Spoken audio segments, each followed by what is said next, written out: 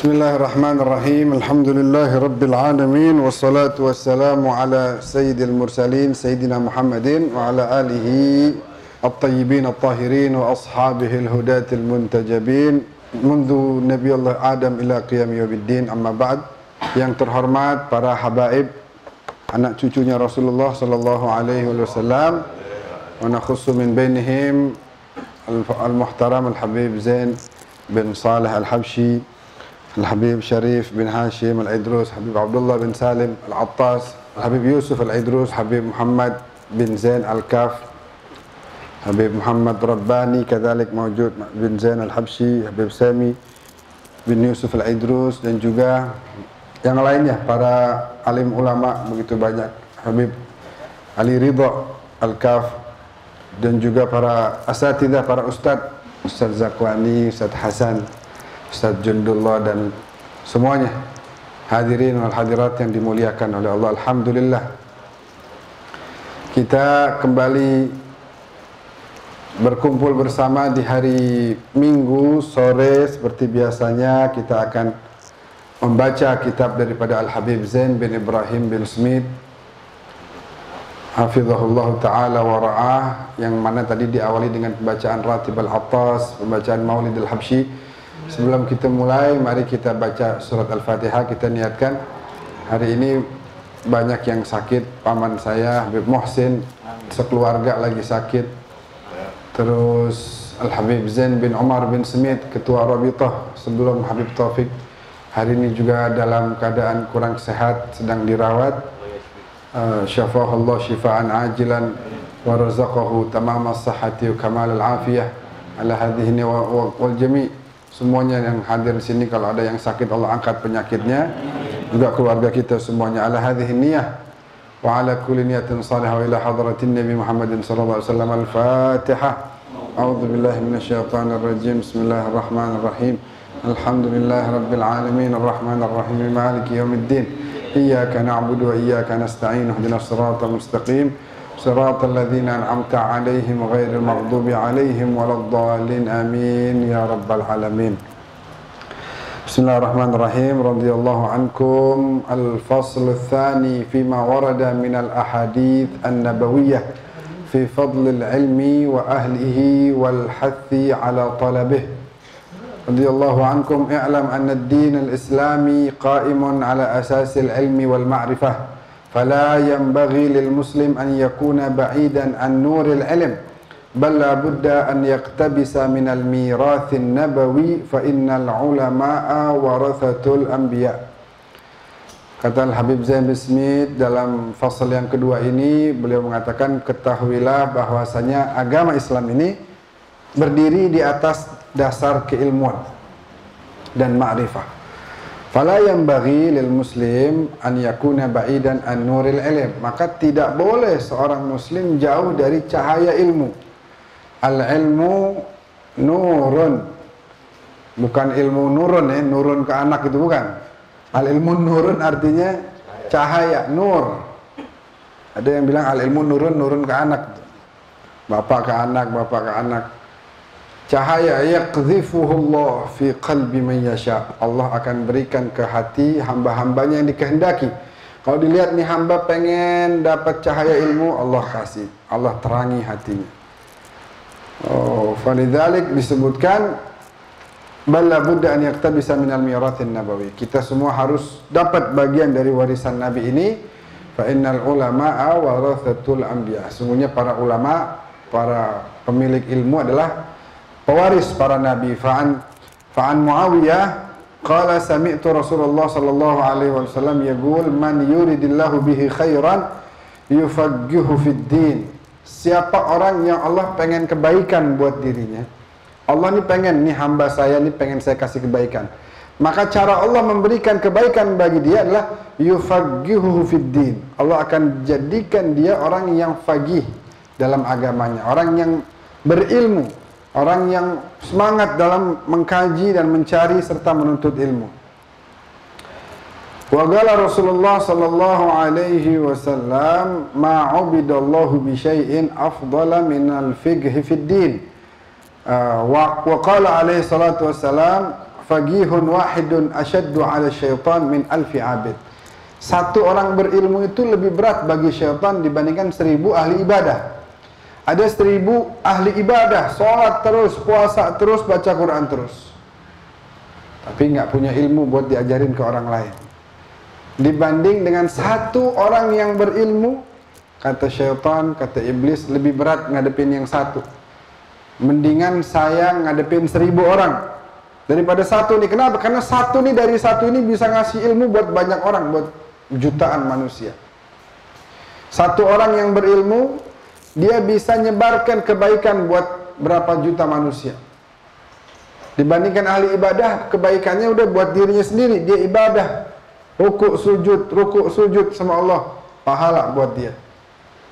Tapi kalau dia berilmu dan diajarkan kepada orang lain ilmunya, ya, diajarkan dan diamalkan tentunya. Nggak bisa ilmu dengan sendirinya itu menjadikan orang mulia. Oh, ini orang berilmu nih, masya Allah, dia pas. Banyak orang berilmu, tapi nggak semua orang berilmu itu mulia.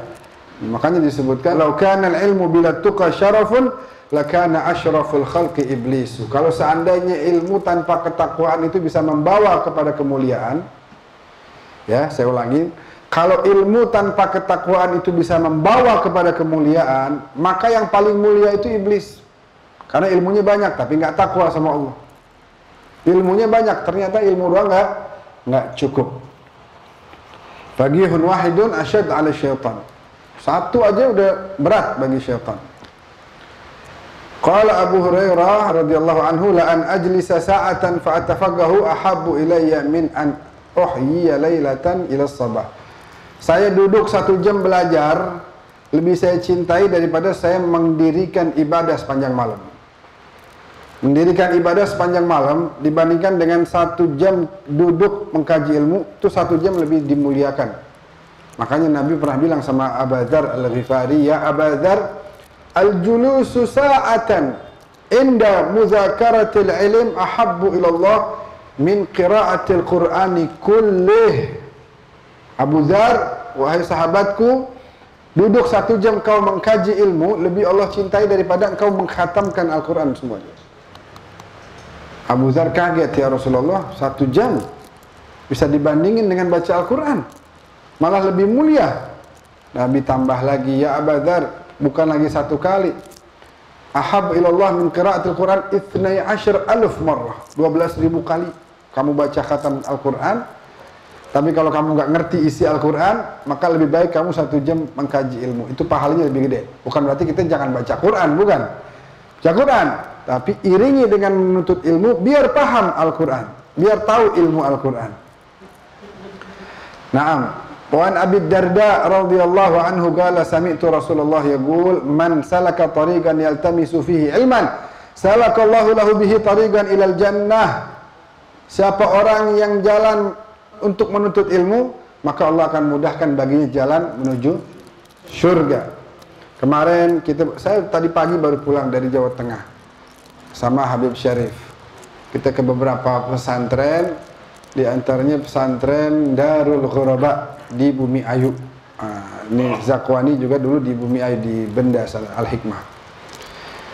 Darul Ghuraba ada satu santri talibul ilm meninggal. Kenapa?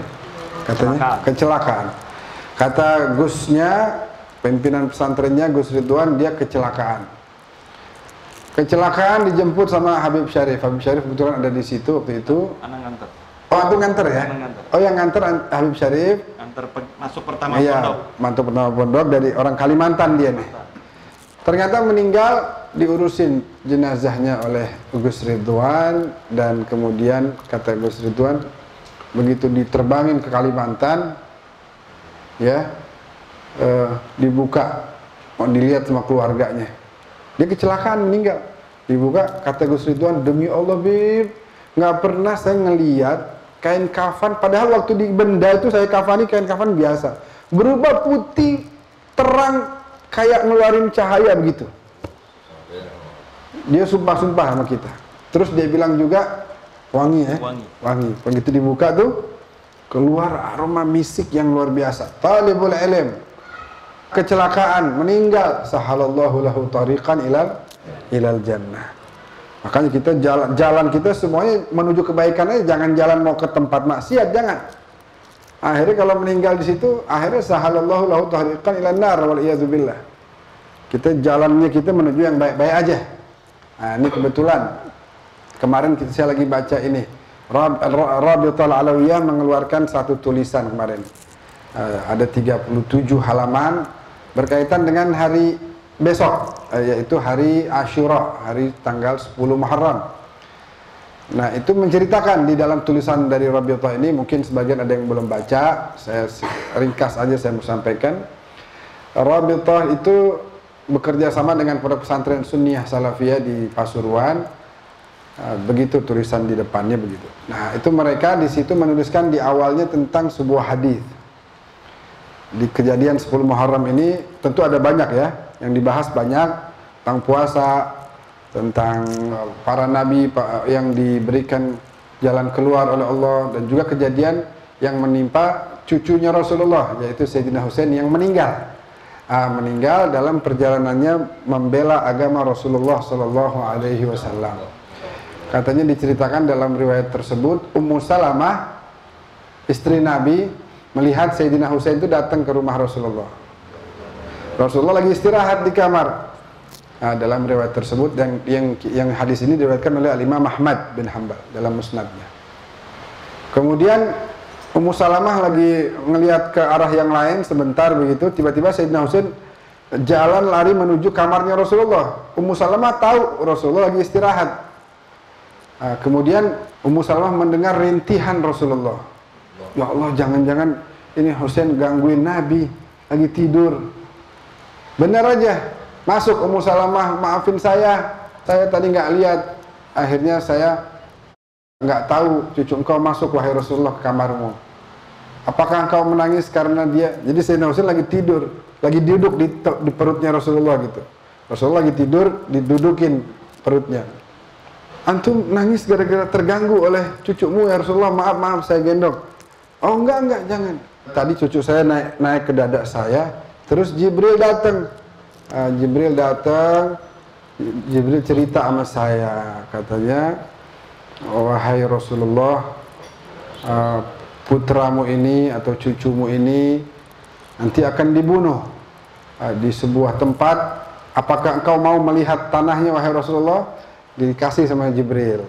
Ini tanahnya wahai Rasulullah. Diterima oleh Rasulullah. Dan Rasulullah kemudian menangis, merintih, karena mengetahui bahwa cucunya ini akan dibunuh gitu ya. Sedih, tentu kita sedih kalau mendengar keluarga kita dibunuh, apalagi ini Nabi sebutkan sebagai Sayyid Syabab Ahli Jannah, pemimpin di surga. Di saat itu Rasulullah kemudian merintih dan bersedih begitu ya. Kemudian ada juga dalam kitab Al-Habib Abdullah bin Ali Al-Haddad, itu dalam Tathbitul Fuad kalau tidak salah, Al-Imam Al-Haddad menyebutkan, wa amma Asyura fa huwa yaumul huzn la faraha fihi. Adapun hari Asyura itu hari kesedihan, kata Imam Al-Habib Abdullah bin Alwi Al-Haddad radhiyallahu anhu wa ardhah. Kenapa min anna qatl al-Husain kana fihi? Karena Sayyidina Husain dibunuh pada saat itu. Walam yasih fihi akthar min annahu yusamu wa yuwassa'u fihi 'ala al-'iyal walakinnahu fi nafsihi yaumun fadil. Itu hari mulia. Hari mulia, dan dianjurkan di situ untuk kita berpuasa, dan yuwassa'u fihi 'ala al-'iyal. Kita perbanyak nafkah kepada keluarga. Jadi pada saat itu memang keluarga Rasulullah Sallallahu Alaihi Wasallam ini itu kondisinya sangat menyedihkan, menyayat-nyayat hati kita. Bayangin, nggak minum, nggak makan, diseret-seret. Yang perempuan bahkan sampai yang kecilnya itu dicabut antingnya, cicitnya langsung Rasulullah nih, anaknya Sayyidina Husain. Nah, terus sampai diperjalankan dari satu negeri ke negeri, sampai berjalan itu ditawan sekitar 1000 km, kata guru kita kemarin Al-Habib Abu Bakar Al-Attas. Perjalankan itu jalan kaki 1000 kilo. gimana ya, anak kecil suruh jalan 1000 kilo, perempuan suruh jalan 1000 kilo. Mungkin kita dari ujung Rindam ke Al-Hawi udah capek kita. Ini garis condet ini udah capek. Ini 1000 kilometer berjalan. Sebelum perjalanan sampai ke Syam, Damaskus, sampai ada satu cicitnya Rasulullah yang meninggal. Bukan gara-gara dibunuh, enggak, meninggal kehabisan energi udah. Jalan nggak kuat, meninggal dunia. Ini kejadian begitu ya. Misalnya nih kita punya anak, katakan namanya Musa, yang satu namanya Hussein, katakan begitu.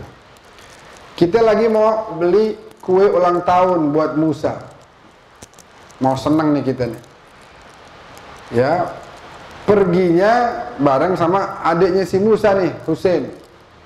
Di perjalanan gak taunya kecelakaan, terus anak kita yang satu ini yang namanya Hussein meninggal dunia. Kira-kira kalau kejadian seperti itu, hari itu kita akan tetap merayakan ulang tahun atau kita akan berduka cita? Hah? Kira-kira apa tuh? Berduka cita? Apa mungkin kita masih happy birthday? Ini anak kita baru meninggal nih, bawa roti happy birthday to you, anak kita baru meninggal. Mungkin nggak begitu? Nggak mungkin. Lah, kalau memang benar dikatakan bahwasanya Nabi Musa diselamatkan, dan memang itu ada hadisnya, kita mensyukuri hal tersebut. Nabi Ibrahim, Nabi Adam, para nabi-nabi itu diberikan keselamatan katanya di tanggal 10 Muharram. Tapi di tanggal yang sama juga seseorang yang dicintai oleh Rasulullah itu meninggal dunia. Maka hal yang wajar kalau kemudian kita lebih memilih untuk berduka cita. Yaumul huzun, kata Imam Haddad, hari kesedihan. La faraha fi, tidak ada kebahagiaan di dalamnya. Artinya kita umat Islam lebih mengutamakan untuk berduka, mengucapkan bela sungkawa kepada Rasulullah. Ya Rasulullah, saya turut berduka cita atas peristiwa yang menimpa cucumu. Begitu. Jadi satu hal yang sebenarnya jangan sampai kita kemudian terpengaruh sama sebagian orang mengatakan, wah lu jangan ikut-ikutan dah, itu bukan kelompok kita, kelompok yang lain itu. Nah, kita nggak begitu. Kita tetap berduka cita kepada Rasulullah, tapi kita juga tidak melakukan apa-apa yang berlebihan sampai kemudian ada yang robek-robek baju, ya, ada yang mukul-mukul pakai pedang badannya, mengekspresikan kesedihan begitu juga nggak boleh, haram.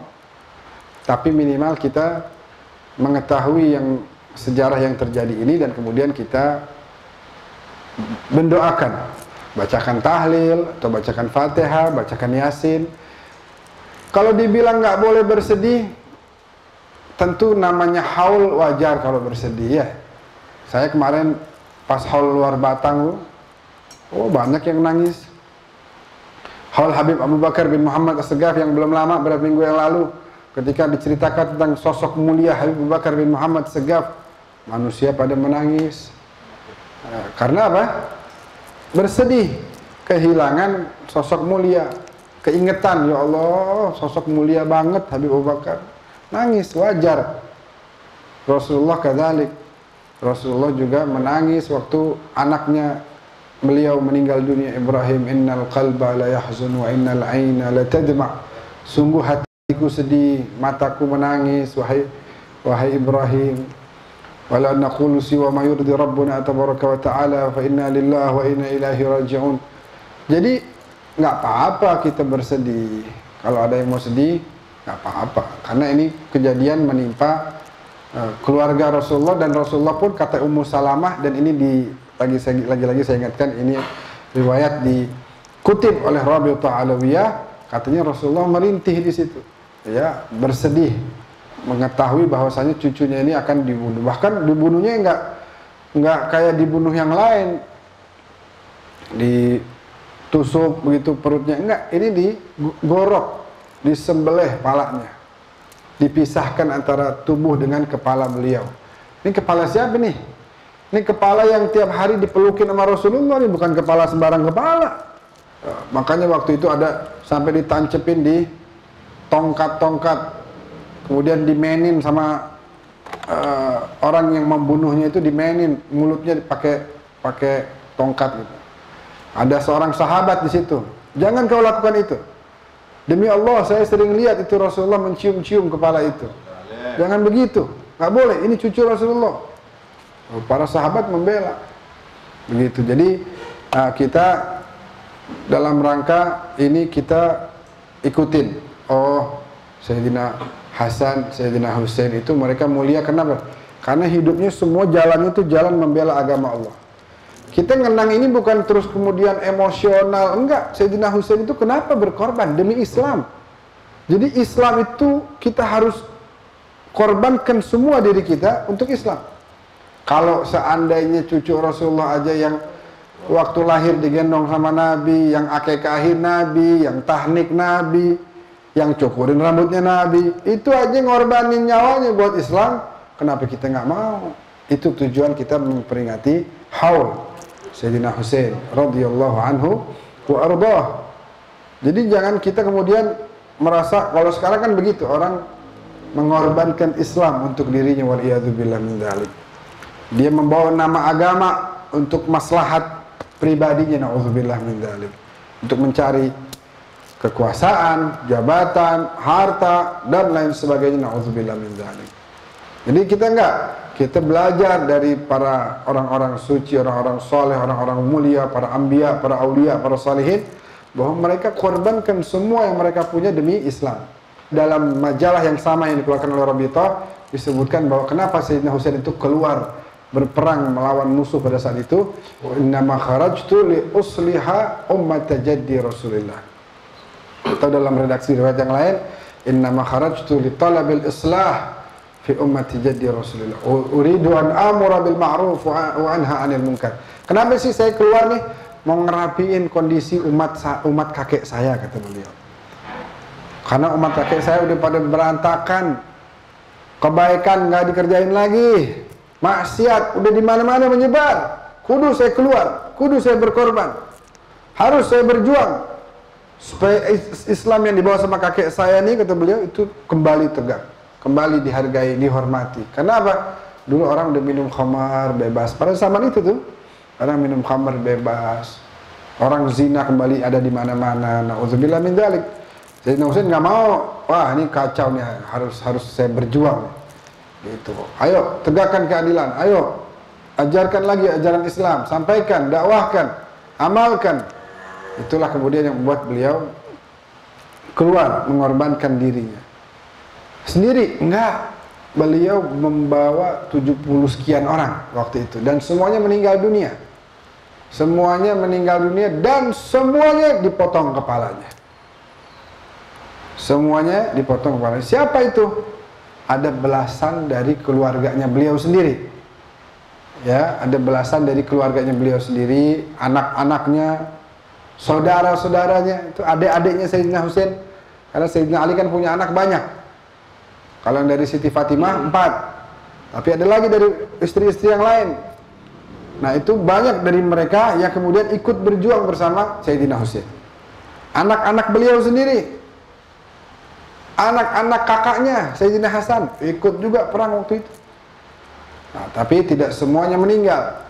Ada Sayyidina Ali Zainal Abidin, anaknya Sayyidina Husain, satu doang laki yang selamat, yaitu Sayyidina Ali Zainal Abidin, kakeknya para habaib yang ada di depan antum semua ini. Nah, mereka semua adalah keturunan daripada Al-Imam Ali Zainal Abidin Ibn Husain Ibn Ali bin Abi Thalib Ibn Fatimah binti Rasulullah sallallahu alaihi wasallam. Nanti Sayyidina Ali Zainal Abidin punya anak, Sayyidina Muhammad Al-Bagir, punya anak lagi Sayyidina Ja'far As-Sadiq, punya anak lagi Sayyidina Ali Al-Uraidi, punya anak lagi Sayyidina Muhammad Al-Nagib, punya anak lagi Sayyidina Isa Ar-Rumi, punya anak lagi Sayyidina Ahmad bin Isa Al-Muhajir ilallah, yang hijrah dari Basra ke Hadramaut. Nah, turun terus sampai hari ini, dan di mana-mana selalu menyebar luaskan dakwahnya Rasulullah sallallahu alaihi wasallam. Jadi tadi ya, man salaka tariqan yaltamisu fi ilman, siapa yang jalan mencari ilmu, jalan berjuang membela agama Allah, jalan mengikuti jalannya Rasulullah, sahhalallahu lahu tariqan ilal jannah, Allah bakal mudahkan baginya jalan menuju surga. Wa innal malaikata, oh tadi itu Nih kita masuk ke omongan tadi itu yang riwayat Abu Hurairah. La an ajlisa sa'atan. Duduk 1 jam belajar ilmu, bertafakkur, itu lebih mulia. Makanya disebutkan at-tafakkuru sa'ah khairun min ibadati sanah. Tafakkur sejam lebih baik daripada ibadah setahun. Contohnya mau tahu nggak apa? Ini baik lagi tadi peristiwa yang Sayyidina Husain. Sayyidina Husain waktu ini anak, ponakan, sahabat-sahabatnya semua pada meninggal nih, 71 orang kurang lebih pada meninggal semuanya. Tinggal beliau laki-laki sendiri. Beliau ingetin nih musuh-musuh, puluhan ribu orang, bukan 100-200, bukan 1000-2000 musuhnya. Itu Sayyidina Husain bilang, kalian nih yang memerangin saya, tahu gak nih imamah yang saya pakai nih imamah siapa nih? Ini imamah Rasulullah. Tahu gak nih jubah yang saya pakai ini, tahu gak nih? Kan kalian ada sebagian ngalamin zaman Rasulullah. Tahu gak nih jubah siapa? Jubahnya Nabi Muhammad yang kalian imani sebagai Nabi. Tapi kalian mau bunuh sekarang cucunya dengan mengatakan berjuang membela Islam. Dari mana? Tahu gak? Tahu gak? Tahu gak? Tahu gak? Diingetin sama Sayyidina Husain. Akhirnya ada 1 orang namanya Al-Hur Ar-Riyahi. Dia tafakur bentar. Ini pentingnya tafakur nih. Kalau gua di sini, gua perang ngelawan cucu Nabi, terus gua mati, gua masuk neraka. Tapi sekarang gua masih dikasih umur nih sama Allah nih. Kalau sekarang juga gua pindah ke sono, jadi pembelanya Sayyidina Husain, terus dibunuh, masuk surga. Mendingan ke sono. Kalau di sini belum tentu anak selamat, boleh jadi anak terbunuh juga, terbunuh masuk neraka. Mending kalau anak selamat masih bisa hidup di dunia, menikmati ini itu. Ini belum tentu. Aduh, bahaya. Kalaupun saya selamat menikmati kehidupan dunia, saya bakal celaka juga nanti pada akhirnya di akhirat. Karena apa? Telah memusuhi kekasihnya Rasulullah SAW. Akhirnya saya balik arah dah. Kalau orang sekarang bilang balik kanan dah. Jalan ke sana. Maafin saya, cucu Nabi, maafin saya, ridhoin saya. Saya pengen ikut antum, saya mau bela antum, melawan para musuh-musuh. Siapa namamu? Al-Hur. Nah, kata Sayyidina Husain, ka anta kama samat ka ummuk. Kamu memang seperti yang dinamakan oleh ibumu, Al-Hur, orang yang terbebaskan. Kau terbebaskan dari neraka karena kau membelaku hari ini. Gitu. Jadi memang Sayyidina Husain tawarin, kalian jangan bunuh saya. Celaka kalian kalau bunuh saya, merangin saya kalian celaka. Ayo tobat, istighfar. Ayo sekarang, waktunya masih ada. Tapi banyak dari mereka, bukan banyak, hampir semua, tinggal cuma 1 doang ini yang berubah. Yang lainnya tetap, enggak, kita mau bunuh kamu. Kita tahu itu sorban Nabi, tahu, jubah Nabi tahu, semua tahu, pedangnya pedang yang Nabi tahu. Tetap kita mau bunuh kamu karena dijanjiin duit banyak nih sama pembesar-pembesarnya pada saat itu. Na'udzubillah min dzalik. Naam.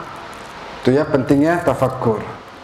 Wa innal malaikata la tada'u ajnihataha li talibil ilm ridwan bima yasna'. Sesungguhnya para malaikat itu tada'u ajnihataha.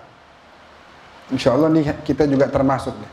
Katanya malaikat nih sekarang ngebuka sayapnya untuk para talibul ilm ridwan bima yasna, karena malaikat ridho dengan apa yang dilakukan oleh para penuntut ilmu tersebut. Dijaga, dinaungi. Wa innal alima la yastaghfiru lahu man fis samawati wa man fil ard hatta al-hitan fil ma. Sungguh orang yang berilmu itu semua yang ada di langit dan yang ada di bumi beristighfar untuk dia. Hatta al-hitan fil ma. Sampai ikan-ikan hiu yang ada di laut ikutan beristighfar buat dia. Wa fadlul alimi 'alal 'abid ka fadlil qamari 'ala sairil kawakib. Perbandingan antara orang berilmu dengan manusia yang lain seperti rembulan dibandingkan dengan bintang-bintang yang kecil itu. Jadi rembulan terang benderang ya. Ini planet kecil, bintang-bintang yang kecil dibandingkan sama bulan kan nggak bisa dibandingin ya, jauh. Wa innal ulama warathatul anbiya wa innal anbiya lam yuwarithu dinaran wala dirhaman innama warathul ilma. Para nabi enggak ninggalin duit, dirham, dinar enggak, innama warathul ilma buat kita nih umatnya. Apa sih artinya malaikat buka sayap buat thalibul ilm? Maksudnya apa? Ada banyak pendapat. Pendapat yang pertama katanya itu adalah bukti bahwa para malaikat itu, tanda bahwa para malaikat itu bertawadhu di hadapan para thalibul ilm. Dan ada juga yang mengatakan al-kaffi anit tayran. Malaikat itu maksudnya buka sayap, artinya mereka berhenti terbang. Linnuzuli indahu wal huduri ma'ah. Kenapa berhenti terbang? Pengen turun, ya, jadi nggak dikepakin lagi sayapnya. Cuma dibuka begitu doang. Itu karena dia lagi pengen turun dan pengen hadir katanya. Hadir di majelis ilmu. Hadir bersama para talibul ilm. Atau dikatakan juga at-tawgir wa ta'zim lahu. Maksudnya itu adalah penghormatan, memuliakan, mengagungkan. Ada yang bilang yang terakhir nih, maksudnya dengan dibukakan sayap itu para pelajar ilmu itu dibawa oleh para malaikat dan dibantu untuk sampai kepada tujuannya. Ada Syekh Ahmad bin Abil Ja'ad, kedatangan Abdullah Ba'abad dan saudaranya. Jadi Syekh Ahmad ini didatangi oleh Abdullah Ba'abad dan saudaranya. Ini berdua datang ke Syekh Ahmad. Wa akhadha Syekh Ahmad yatabarraku wa yatamassahu bi aqdamihima. Tahu enggak? Itu Syekh Ahmad waktu dua orang ini datang ngapain? Dua orang datang mau belajar. Syekh Ahmad yatabarrak wa yatamassah bi aqdamihima. Dipegangin kaki dua muridnya ini, dipegangin kakinya. Dielus-elus kakinya. Yatabarrak, mengambil barakah kakinya. Wa amarahuma bi an yada'a aqdamahuma ala udhuwin min a'dha'ihi asyarifah. Dan merintahin berdua ini muridnya taruh kaki ente berdua di tempat, di sini nggak disebutin apa. Cuman di sini disebutin ala udhuwin min a'dha'ihi asyarifah, salah satu anggota tubuh yang dimuliakan. Wallahu a'lam. Apa ditaruh di kepalanya, ya kan? Taruh di pundaknya, taruh di jidatnya mungkin, taruh di tangannya, ya. Pokoknya disuruh kakinya taruh di tempat itu. Tapi nggak disebutin apa.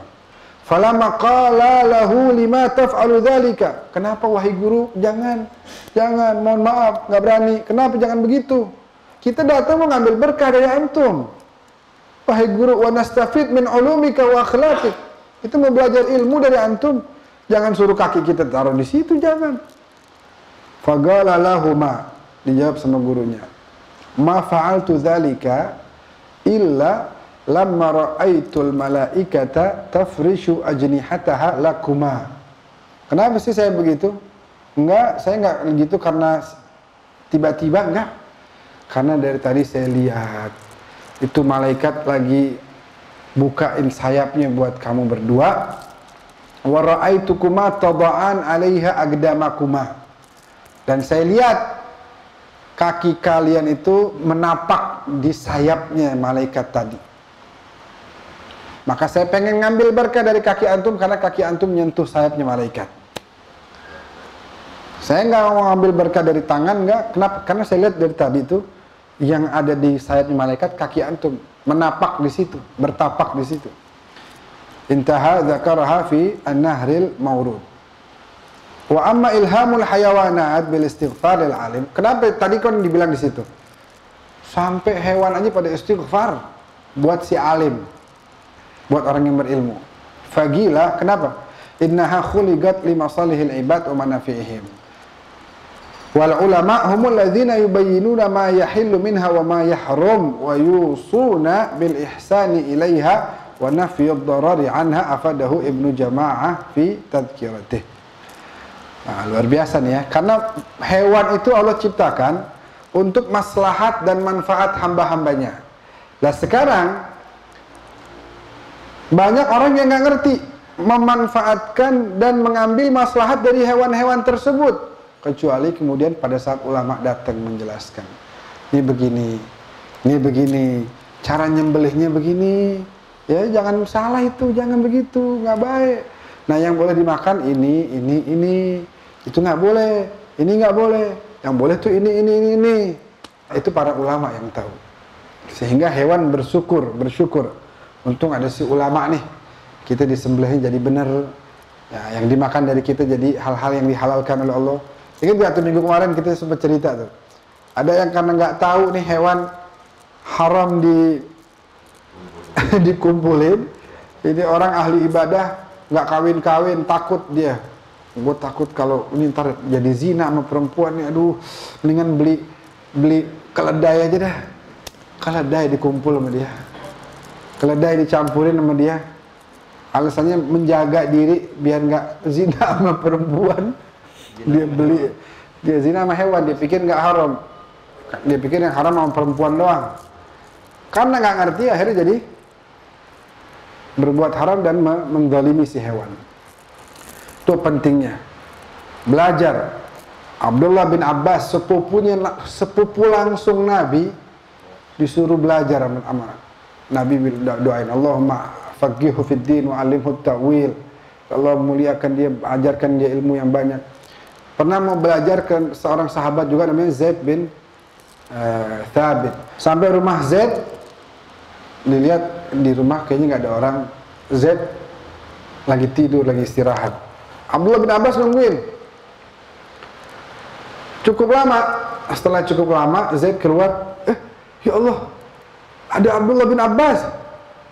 Antum dari tadi? Iya lumayan. Oh, kenapa? Perlu apa wahai sepupu Rasulullah? Mau belajar sama antum. Ya Allah, harusnya mah antum suruh aja siapa kek. Suruh panggil saya datang ke rumah antum. Antum sepupu Nabi. Jangan begini. Antum sepupunya Nabi. Jangan kamu datang ke sini, saya datang ke antum. Katanya Abdullah bin Abbas, hakadha allamuna Rasulullah bil ulama. Begitulah Nabi ajarkan kita untuk berlaku kepada ulama, begini katanya. Antum ulama, punya ilmu banyak, saya mau belajar. Izinkan saya yang datang ke sini. Nabi yang nyuruh saya buat hormatin ulama kayak begini. Akhirnya ceritanya mau jalan ke rumahnya, mungkin ke rumah Abdullah bin Abbas atau ke tempat yang lain, masjid mungkin mau belajar begitu. Mau naik kendaraan. Zaid bin Thabit mau naik kendaraannya, apakah itu onta atau kuda, saya lupa.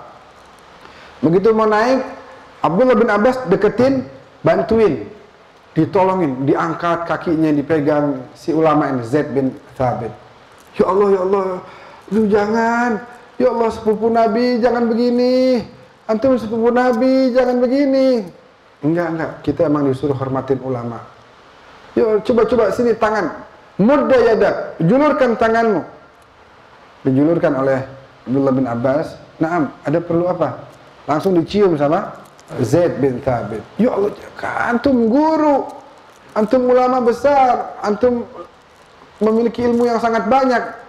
Kata Zaid, begitulah Nabi ajarkan kita untuk menghormati keluarganya.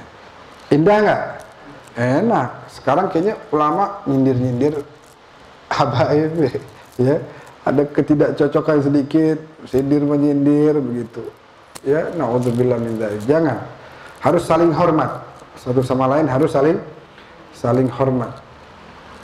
Ada di kitab namanya Tadhkiratul Huffaz. Ini pentingnya kita untuk punya semangat belajar. Seorang ulama datang ke Abu Hanifah mau belajar. Rupanya di rumah Abu Hanifah lagi renovasi rumahnya. Begitu datang dia, tukangnya jatoin kayak genteng begitu. Jatuh kena si tamu nih, si alim ulama ini. Kalau orang udah ada di kitab Tadhkiratul Huffaz yang dikarang oleh Al-Imam Az-Zahabi, itu berarti orang ini hafal 100.000 hadis. Nggak ada ceritanya orang yang baru hafal 90.000 masuk ke kitab, itu nggak ada. 100.000, 200.000, 300.000. Nah, ini si ulama ini disebut oleh Az-Zahabi. Masuk kena robek, luka palanya. Datang keluar Abu Hanifah, ya pala antum luka. Aduh, ini gara-gara rumah saya nih. Abu Hanifah orang yang tahu hukum, harus ada bayar diyah saat itu. Bayar diyah itu bayar biaya apa? Biaya pengobatannya dia. Berapa saya kudu bayar antum nih? Antum kudu bayar ana dengan 20 hadis dari Rasulullah SAW. Ajarkan kepada saya. Kalau kita bagaimana tuh? Tawar-tawaran 5 juta dah. Apa 5 juta? Nih robeknya ada 4 nih, belum operasinya, belum naik grabnya ke rumah sakit, belum nanti ada yang nganterin mau ngasih makan. Jangankan kena gitu, timbang gesekan motor-motor dikit doang, waduh, berubah langsung, berubah jadi jadi jagoan semuanya langsung. Mata lu mana? Waduh. Padahal kudunya mah kata Habib Ali Jufri, kalau kita kenapa-napa terus kita selamat, yang pertama kita harus alhamdulillah ya Allah saya selamat. Kita ini misalnya kena serempet apa gimana, langsung bersyukur sama Allah. Bukan langsung tuding-tudingin orang. Wah, ini motor ini enggak sekian gitu. Kalau orang dulu enggak. Udah robek palanya, enggak minta dibayar kecuali minta diajarkan 20 hadis dari Rasulullah Sallallahu Alaihi Wasallam. Belum lagi ada lagi Abu Janda, bukan Abu Janda yang ini ya. Abu Janda bin siapa begitu lupa saya. Ketemu mau belajar sama gurunya, namanya Abu Mujahid. Kalau nggak salah itu ceritanya gimana ya? Oh, dia mau belajar nih sama gurunya. Dia mau belajar sama gurunya. Gurunya ini kalau ngajar subuh, Abu Mujahid. Tapi di rumahnya, di masjidnya itu kalau subuh udah penuh manusia. Akhirnya dia datang sebelum subuh. Datang sebelum subuh masih dikunci pintunya. Dia mau masuk nggak bisa kan? Tahu nggak? Ada bolongan kecil gitu. Dia masuk maksa lewat situ. Dia masuk lewat situ, nggak taunya nggak bisa keluar karena terlalu kecil. Mau balik nggak bisa, mau maju nggak bisa. Akhirnya dia di tengah-tengah bolongan. Orang akhirnya nggak lama habis itu datang, buka pintu, masuk. Ini gurunya udah ngajar. Dia masih ngusahain untuk keluar dari bolongan tadi. Habis keluar langsung dia masuk ke dalam masjid. Ini Abu Mujahid ngelihat muridnya si Abu Janda ini berdarah-darah, bajunya robek-robek. Sini duduk sini. Kenapa nih? Ada apa? Oh, tadi datang sebelum subuh, biar duluan, biar duduk di depan, biar pandang wajah antum, pengennya begitu. Karena barokah bisa mandang wajah antum, wahai syekh, wahai guru. Cuman saya datang belum dibuka pintunya, saya masuk lewat bolongan kecil, nggak taunya nggak muat saya. Saya mau masuk ke dalam nggak bisa, mau keluar nggak bisa, usaha, sampai akhirnya karena ada kayu di situ dan kawat, badan saya terluka, baju saya robek-robek. Oh, Masya Allah, nggak pulang. Udah kena luka begini nggak mau pulang ke rumah? Oh enggak, sayang. Ilmu antum ntar saya nggak dapat, sayang. Nggak apa-apa. Saya berdarah-darah nggak apa-apa, penting saya mau belajar. Luar biasa. Sekarang kita lebih mudah mencari ilmu, tapi kayaknya lebih semakin dimudahkan oleh Allah wasilah-wasilah mencari ilmu, semakin banyak godaannya. Kita pokoknya sebisa mungkin belajar karena ilmu tadi warisannya Nabi. Kalau kita dapat warisan, kita dapat bagian yang begitu mulia dari warisannya Rasulullah Sallallahu Alaihi Wasallam. Wallahu a'lam bishawab.